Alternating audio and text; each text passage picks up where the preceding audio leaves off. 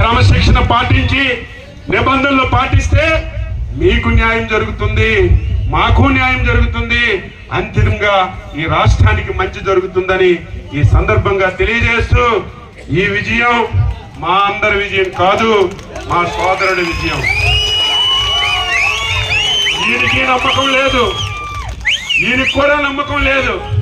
ఈరోజు ఏంటి ప్రోగ్రాం అంటే మధ్యాహ్నం తిరుపతి వెళ్తున్నానన్నాడు. ఏమంటే ఈ సమస్యకు పరిష్కారం దొరికితే వెంకటేశ్వర స్వామి దగ్గరికి వస్తానని మొక్కుకున్నాడంట. అంటే మీరు ఎంత ఆవేదన చెందారు, మీరెంత బాధపడ్డారు, మీకంటే ఎక్కువ ఆవేదన బాధ చెందినటువంటి ఒక మహామనిషి మీకు నాయకుడిగా ఉండడం మీరు చేసుకున్నటువంటి అదృష్టం అని చెప్పి మీ అందరికీ తెలియజేస్తున్నాను. ఏదో అధికారం వస్తే డబ్బులు సంపాదించుకోవడం, ప్రజలకు మోసం చేయడం ఎవరైనా చేస్తే అది జీవితంలో రాణించరు.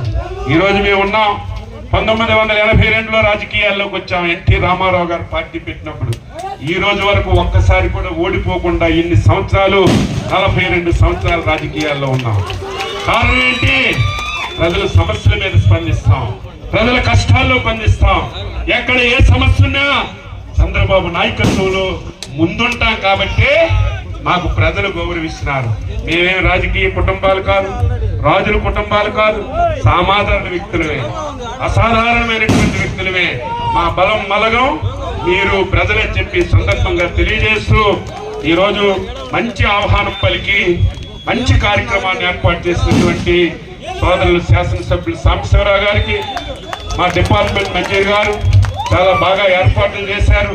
ఆయన కూడా అనునిత్యం దీని మీద పర్యవేక్షించి చిన్న సమస్య ఉన్నా పెద్ద సమస్య ఉన్నా మా దృష్టికి తీసుకొస్తే అన్ని పరిష్కరించి మీకు న్యాయం చేస్తామని సందర్భంగా తెలియజేస్తూ అందరికీ నమస్కారం.